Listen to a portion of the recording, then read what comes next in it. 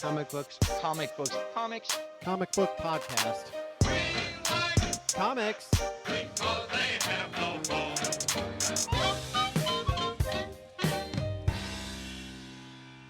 Welcome to the after show.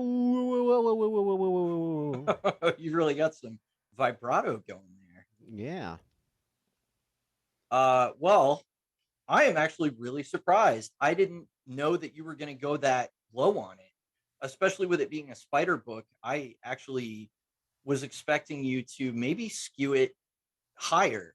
And so I was trying to look at it very critically and kind of pick out things that I didn't like and because I just expected, knowing what the source material was, that maybe you were going to go higher on it. Maybe it's just what we do, though, is that when it's something that we're super familiar with, we end up being more critical, because the Star Trek episode we were really down on as well. Yeah. I think in our previous ratings, like, you tend to view it with more of a critical eye, and then Mm-hmm. I'll give my review, and it sort of brings you back a little bit to say, okay, maybe I was a little harsh, or maybe I Sure. stand by it and I might change my rating just, a smidge. But Right. for this one, and that's again why I wanted you to go first, Mm-hmm. because Mm-hmm. I figured you were right in the middle, and I didn't want to unload all of that and then you go, wow, I was going to give it a 3 out of 5, but yeah, now that you say all that.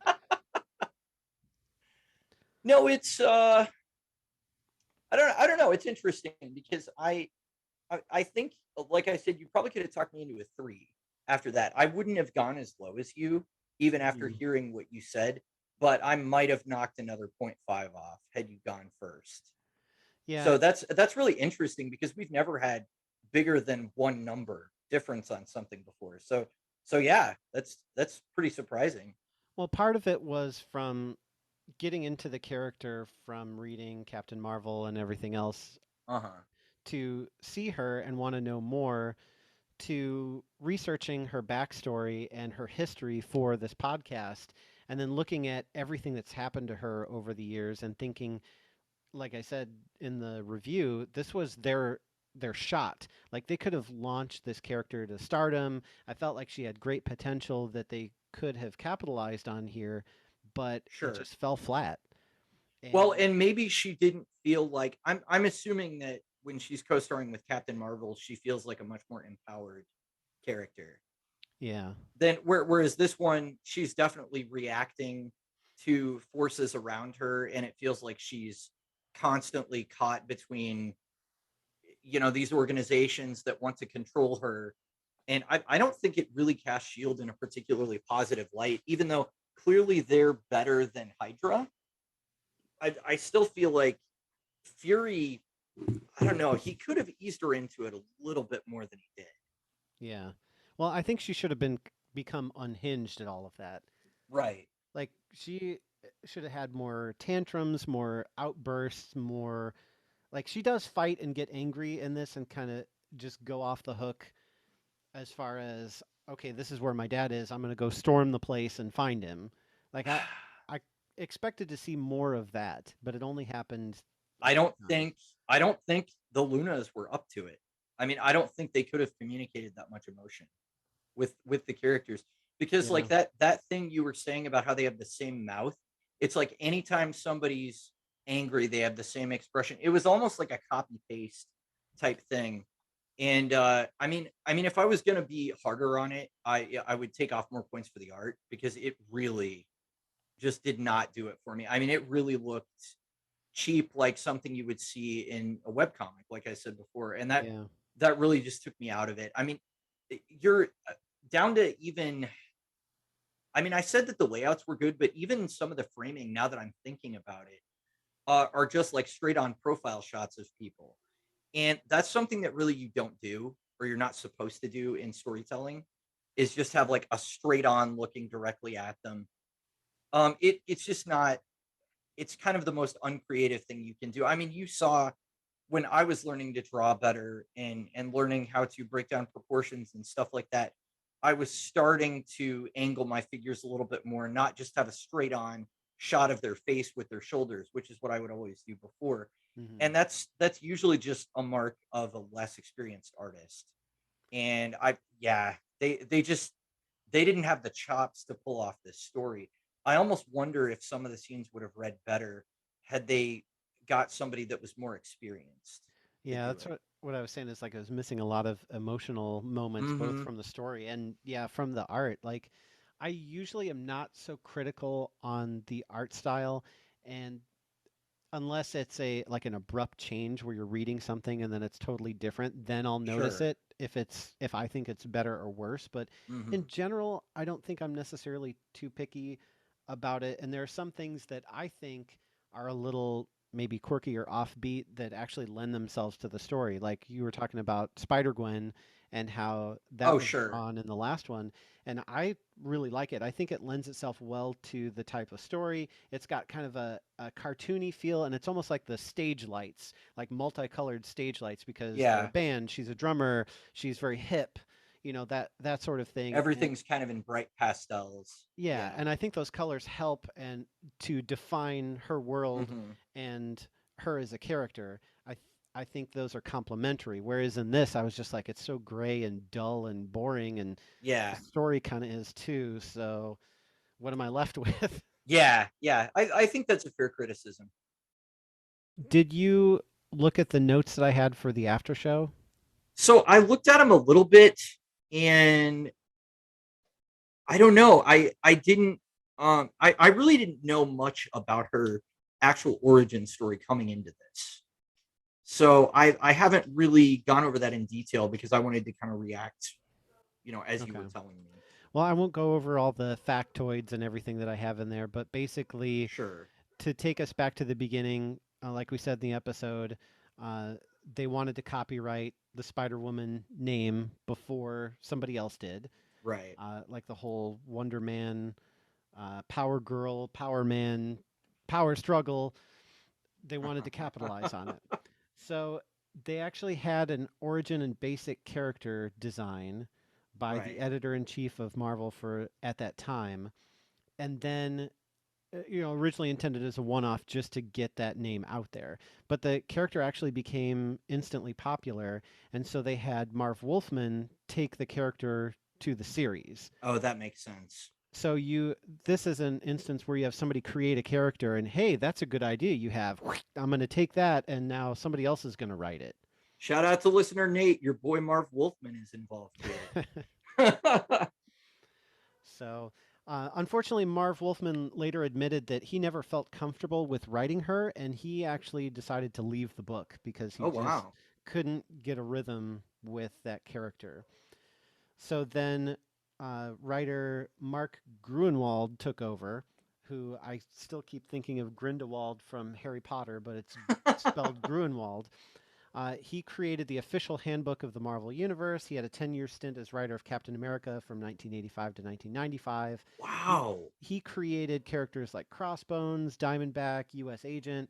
So he was able to do more with Jessica Drew and focus more on her struggles to deal with social awkwardness, shyness, negative reactions that she would produce in people because of these pheromones. And she actually got an ability that was producing fear inducing pheromones. So Oh, interesting.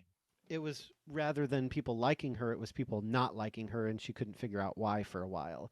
So he gave her more of a reason to have those, kind of emotional issues and things going on around her and explained Right. it a little bit. So then there was an animated TV series which I have not seen and I'm kind of scared to see, but Dude, the intro is hilarious, and it's not at all her origin story. Well, maybe it was her origin story at the time. I don't know. But yeah, you should at least look up the intro because it's really funny. Uh yeah. Nate, who I, again gave a shout out earlier, he actually sent a clip of it to me, uh I don't know, maybe like a month or so ago, and I ended up watching it and I was like, "Oh my gosh, this looks bad." But yeah, I don't know. Yeah, It was 70s animation, so I don't know what to tell you. right. Uh, it was an interesting time. I It wasn't there for it. was. You weren't there for it, but I hear it Yeah, was an interesting time. I think Anyway, so.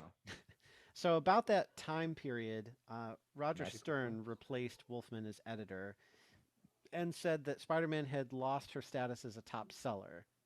Uh, So even though like they were trying to handle her very carefully, like to make her a different character than Spider-Man and deliberately avoid having Spider-Man guest appearances or crossovers or using his villains, that sort of thing.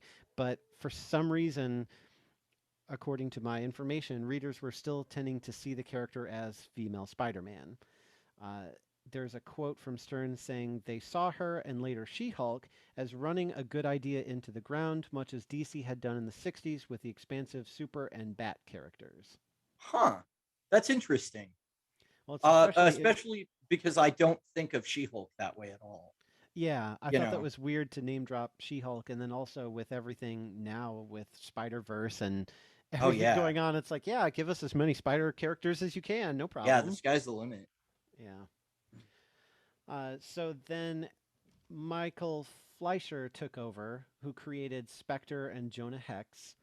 He did Oh some, wow.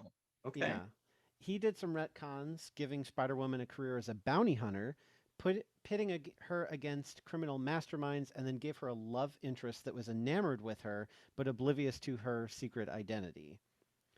And this, of course, was controversial because fans criticized they took away everything that made the character special. Okay. And I guess it didn't work out because he only stayed on for 12 issues, Yeah. in which Chris Claremont took over, who was already famous for Uncanny X-Men at the time, and changed her occupation from bounty hunter to private investigator.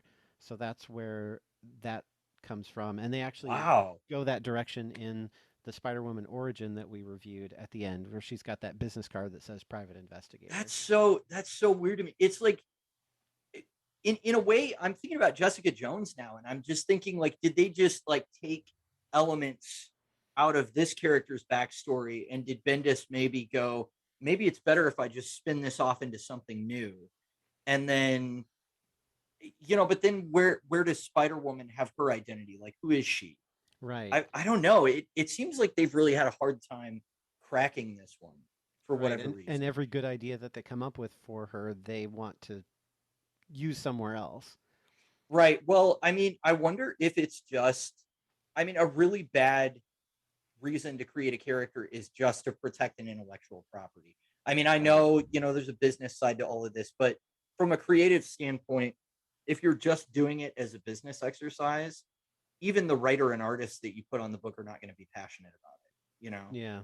But that's the thing though, like she was insanely popular when she first came out, but then it was Mm-hmm. like I guess they didn't know what direction to go and then with all this flip-flopping of writers who wanted to change everything and put their own stamp on it, it just started changing so much that people couldn't keep track and you alienate fans, then they're not likely to come back because they're not going to follow it and go, oh, they changed writers. Maybe I'll give it another chance. Like, no, Right. this Spider Woman, somebody else took over. The art sucks. The writing sucks. I'm done. And that's it. Yeah. So Chris Claremont only stayed on for 13 issues, and Mark Gruenwald came back after that, but due to dwindling sales, the series was canceled after issue 50. Okay. So he and a few others were working on the book at the time, and they had her killed off in a climactic battle in the last issue. Wow. And there's a quote that they said, these are licensed characters and you want them to have a forever life. At the same time, they live in a violent world and occasionally you feel like someone has to die. Otherwise, it's too unreal. Well, I mean, sure, but yeah, okay, Yeah, whatever. but not in comics. Well, and I mean, so, well, this I don't know who it was that said this. It was somebody that I was talking to on the DC Wiki years ago. And forgive me, whoever you are, for forgetting your name, but they said I don't think comic book writers know what death means. And I think that's a really good way of putting it. Like death is this permanent thing in reality, but in comic books it never ever is, unless it's a character that was just incredibly unpopular. And even then, like Jason Todd as Robin, he was incredibly unpopular, so much so that readers voted to have him killed.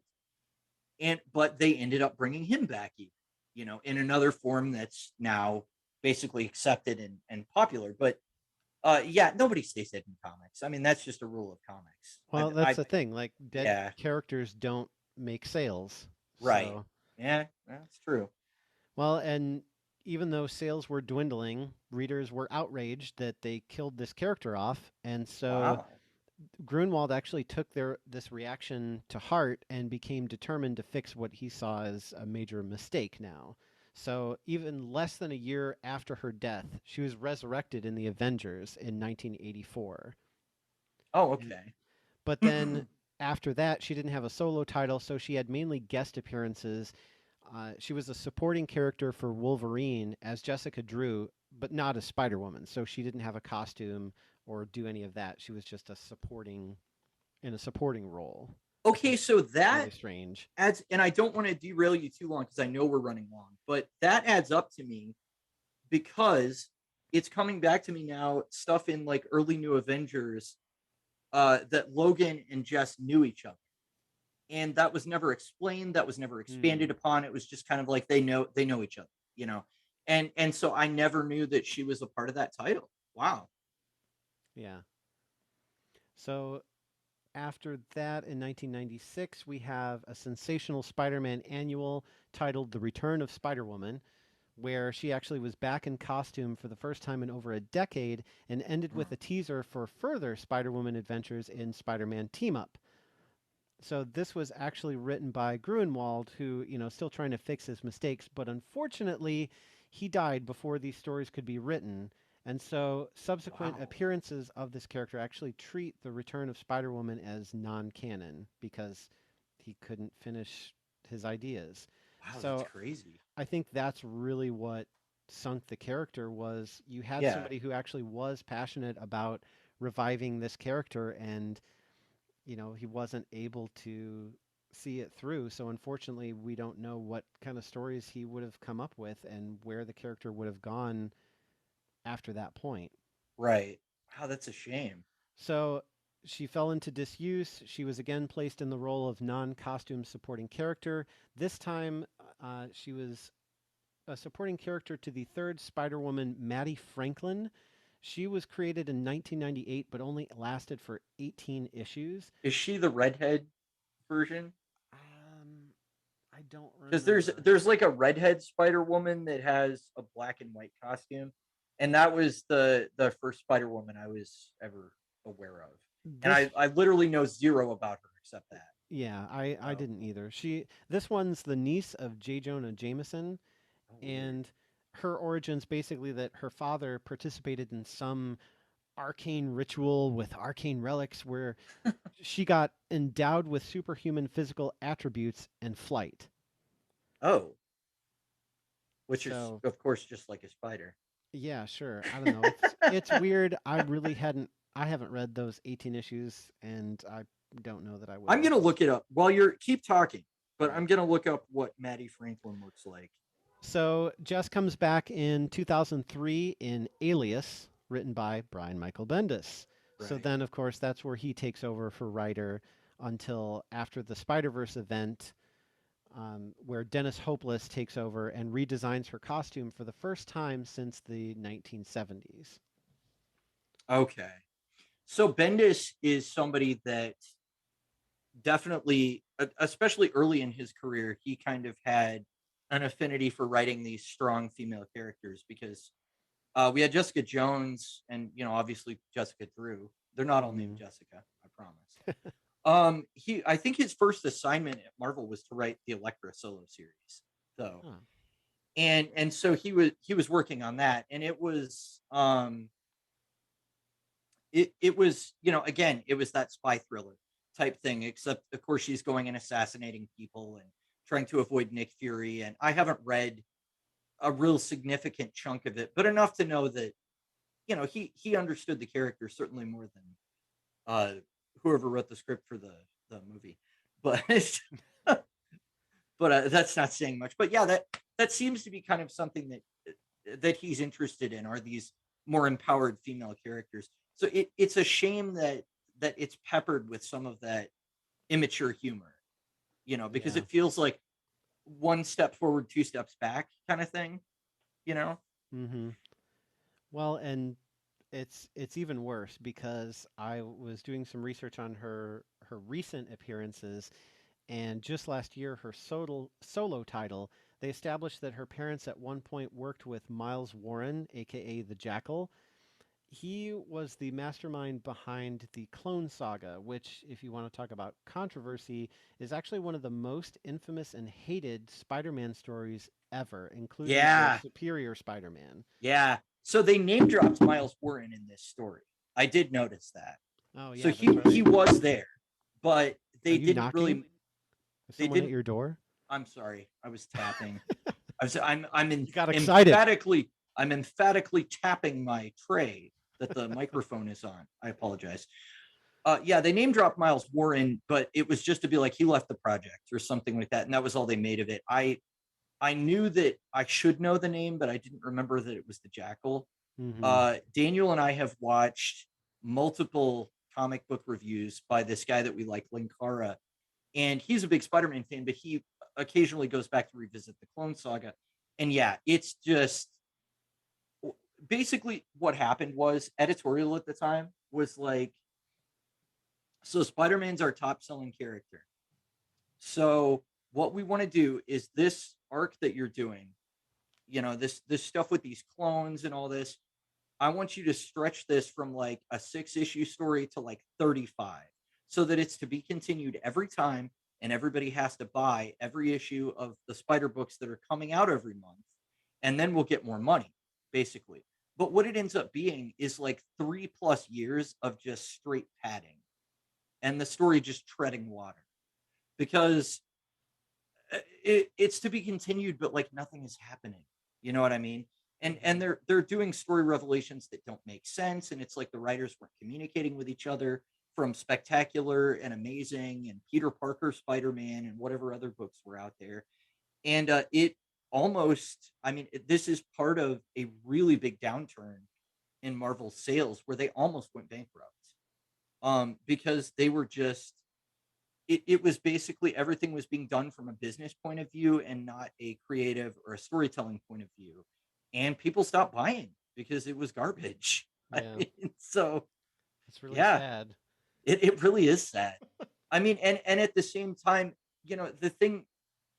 the stuff that was happening at DC at the time was Nightfall with Bane making his appearance and the death of Superman. Those were their two books that were coming out around this time. So DC was like burying them in sales Wow. because they had these huge events going on that are still remembered as, kind of all-time classics today. Mm-hmm. And it really wasn't until they got some better people in charge of the company that they were able to turn it around.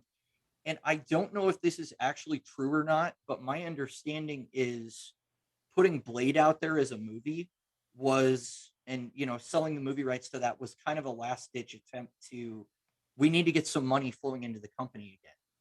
And so Yeah. very much them dipping their toes in the movies with Blade and with X-Men and all of that finally got the finances coming back into where they could kind of right the ship. And they ended up relaunching a bunch of their titles and realizing that, oh, it's not that people don't like Spider-Man, it's that they want stories that are well told. Durr.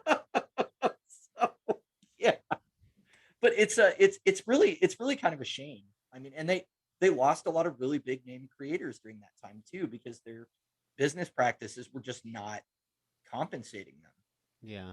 So Well, and that was again my issue with this was we're post all of that, yeah, so we and should be in a better place. yeah. We should be able to tell good stories. We should have the resources to hire artists that are up to the task of showing emotion.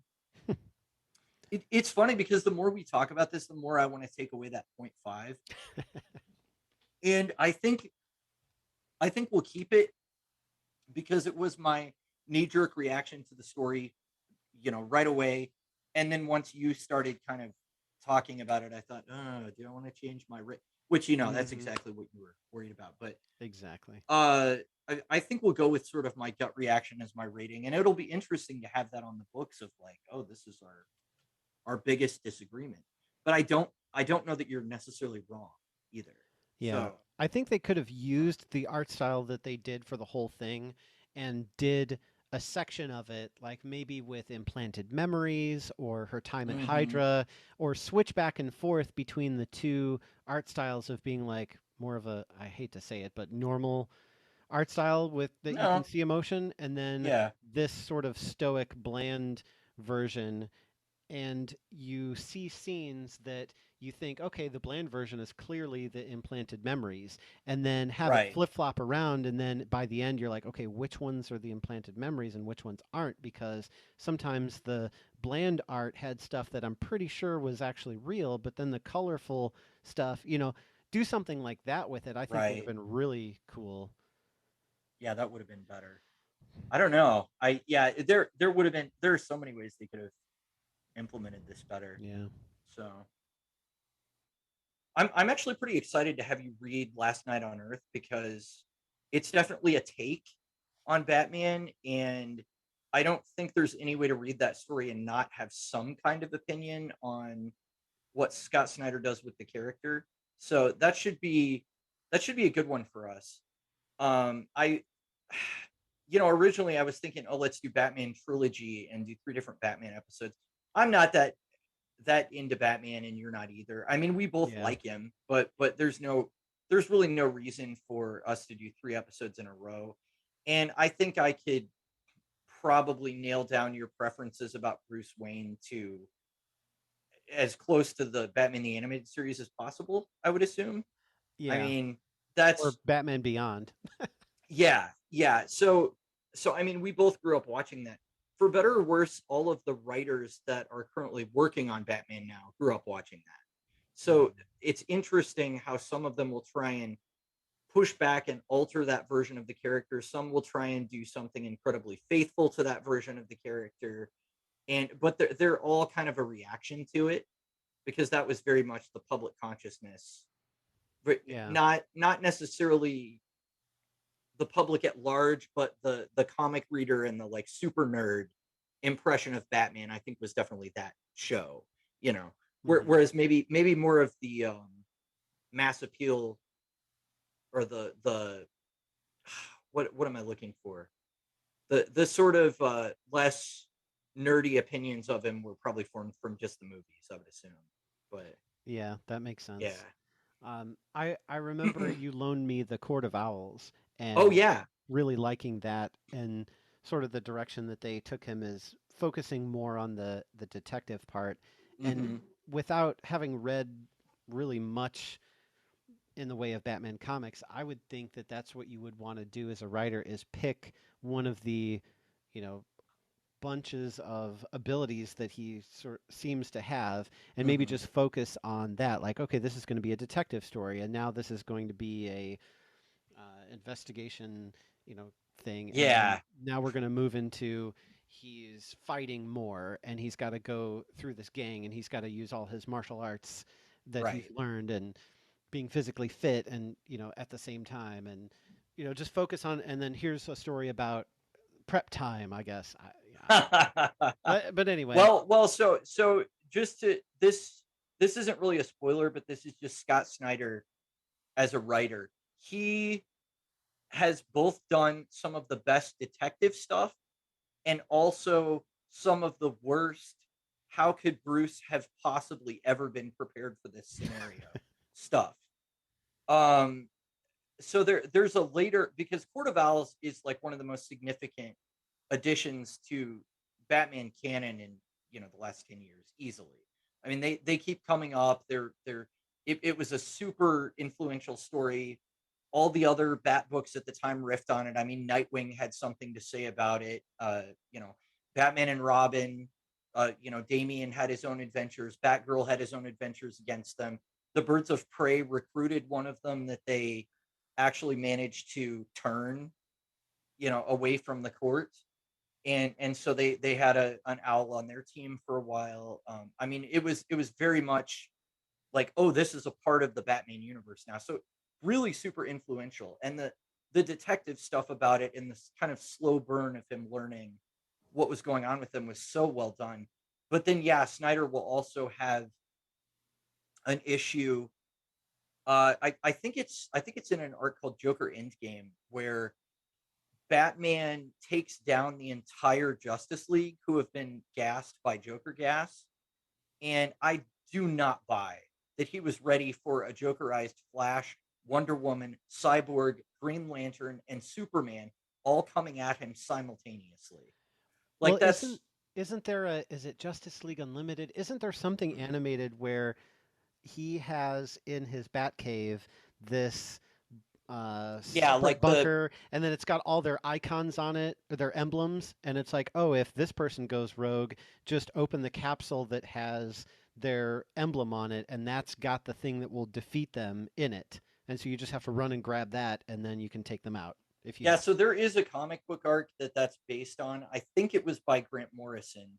If I'm remembering correctly, it's Tower of Babel, but it's a JLA arc where yeah, Batman or it's basically found out that he had these plans to, take down the whole league.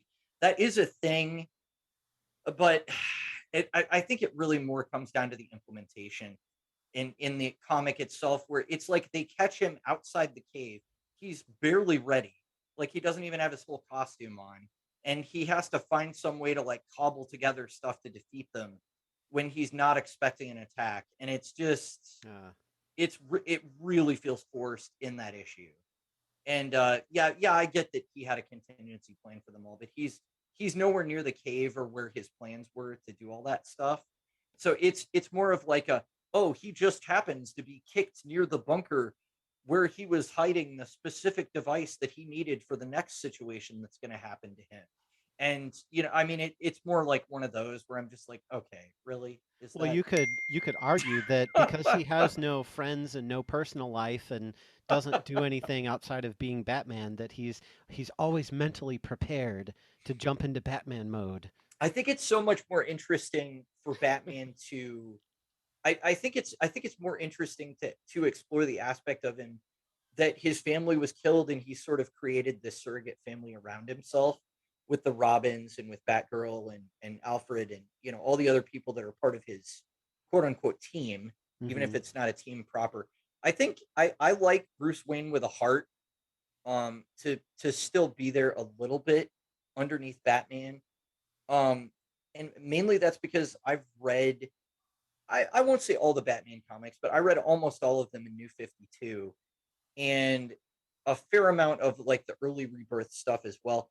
And I have read so many stories where Batman is pushed physically and mentally to his limit by somebody and has to make the decision whether or not he's going to kill. And of course, it comes down to I can't ever kill and all that stuff. But it just feels like we're repeating these same story beats over and over, where he's this super guy that's prepared for anything and he's unstoppable, and it's just like I don't know. I'm kind of at the point where I'm like, do we have anything else to say about that really, or can we maybe move his character in a different direction? And that's why I think it's really a shame that they didn't commit all the way to the Batman Catwoman wedding, because I think that would have added a whole dimension to his character in his book that is something totally different, for him to actually have a wife and be balancing that with his Batman work. And I mean, she's somebody that's going to be jumping off rooftops with him, so it's not like he would need to stop being Batman. The argument was made in the comic that, well, you would be happy, so I can't make you happy because then you'll stop saving people. But that, I don't know, that didn't entirely ring true to Well, me. that's how So some people meet, and because like yeah, they meet on the job essentially right. and form a relationship because they have that thing in common. Hmm. But I was gonna say something, and what was it? Yeah, I'm sorry. I've derailed us into Batman territory. I was just saying I am excited for you to read this because I think it's something you'll have an opinion on. But Oh, we I can we was can circle back around to Spider Woman if you no, want to. I was gonna say, like, if you look at the live action portrayals of Batman, we Oh started off sure, super goofy and not serious, and right. we've completely gone the very serious, dark and gritty direction, and Mm-hmm. everything else in between was kind of trending that direction. Like it got more serious and less funny as Right. it went on. And I don't think that he needs to be a comedian or No. be a No. Batman who laughs in a funny way and not a scary, freaky way. Right. But at the same time, like you said, give him a little bit of heart, give him some kind of relatable human trait that he's not just this bat monster, because then otherwise Right. why doesn't he kill? Like if he's Exactly. just on his own and he's heartless, why wouldn't he kill the bad guys? That would be a lot less effort on his part if he just did that. But if Well, and he I act like to see. You just got me onto this thinking about it. There's that episode of Batman the Animated Series where they explained why Dick left and became Nightwing, and it basically Batman beat this guy up in front of his kid, and but it's revealed at the end of the story that Bruce Wayne gave this guy a job and a second chance at life, you know, after that incident. And so I do like to see a little bit of that where Bruce is using his power and money and influence to try and better some of these people's lives. He's not just beating people senseless in an alleyway and then leaving them there, you yeah, know? like in Titans, Yeah. he's really crazy in that. But Well, and I don't know. I mean, the Robert Pattinson Batman, I'll reserve judgment until I actually see the movie. But the trailers, it very much looks like he's just completely lost his mind and he's going senseless on people. And I'm like, great. So we had to, you now you have to out dark Zack Snyder, basically. Now you want to go even darker. And it's like every version of Batman that we've had since the 90s, somebody goes, this is the darkest version of Batman we've ever seen. And I'm just like, okay. black, black, black, Like, how do we, everything is black. It's all dark. yeah. Dead parents, super rich, kind of makes it better. Hey man, Will Arnett is the true Batman. He So is. there you go. So before we get off of this bat topic, I was Sure. bat thinking that, we don't want to go too bat crazy, but on the next bat episode, we Right. um A Batisode. Batisode, instead of doing 3 Batman titles, we could do 3 Batman related titles, like do 1 for Batman and then 2 for his various team members Oh, who that'd have be their own solo interesting. titles. So you do like Maybe Bat maybe Family throw some Trilogy. Nightwing in there and Yeah. some Batgirl. I actually really I really like the New 52 take on Batgirl written by Gail Simone. And I really don't like the direction that her character has been trending the last like 5 years or so. So that would be really interesting to do because that'll be a discussion and it will get into a lot of similar themes of kind of what we talked about with Spider-Woman, where how empowered of a character do you want her to be? And I am much more inspired and much more energized by reading the very empowered, very self-actualized version of Barbara Gordon, instead of the one where like her personal life is in shambles and uh she's taking selfies with villains when she knocks them out and stuff. I don't know. That's it's not for me. It's a version of the character that they did to connect with a younger audience, and it's just definitely it just doesn't connect with me. But what Gail Simone wrote was a much more adult version of Barbara Gordon, and that for my money is what I want to see. I think that relates back to our conversation about Spider-Man being always in high school and seeing Sure. his teenage years. And I think that's just a thing that happens with these characters is they have a really good run establishing their independence, and then we're not sure what to do with them afterwards, or we do something with them and it just really doesn't catch on and doesn't sell as well as it did when we were telling these angsty stories, so then we have to go back to them. Like Right. most of what I see or have read for Nightwing is really just him establishing his independence with Bruce and Bruce kind of looming over him and him having this drama with him back and forth. But I don't think I've really seen or read a whole lot where Nightwing is his own man, his own character, doing Oh his own wow. thing and not really Okay. involving Bruce Wayne or Batman in the conversation at all. Interesting. We should definitely read some Nightwing comics then, because he's um I mean, I think just by the nature of Dick's personality, he is a completely different person than Bruce Wayne. Yeah. And so really gives his book a different tone. It's, they've different writers said it different places. I would prefer him to be in Bloodhaven, um, and kind of have his own city. Some writers have placed him in Chicago. Some have placed him in Gotham. I would prefer him not to be in Gotham, just because Right. I think there are way too many heroes there. I think it gets to the point where it's more ridiculous than the Marvel New York thing, because at least New York is like this massive, massive city, but I just don't buy that Gotham is the size of a New York or something like that. And it bugs me that we have like 16 different heroes in the city at any given time, because at a certain point you go, okay, well, then why is Batman having all these solo adventures? Why doesn't he call in Orphan and Spoiler and all of the Robins and Red Hood and Nightwing and all these guys at the same time? Get Batwoman in there. It's I don't know. It's harder. The more characters that you place in that city, I think the harder it is to explain why Batman really has trouble with anything.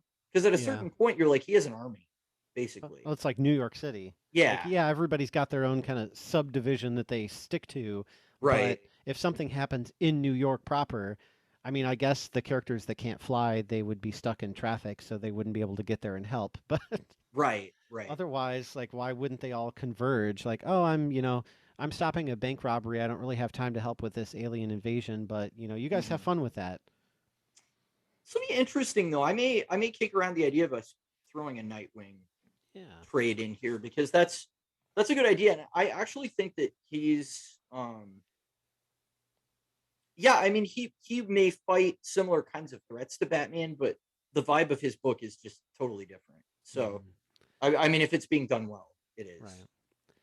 So Well, this was a podcast after show about Spider Woman origin. We spent most of the time talking about Batman, so hey, sorry about that.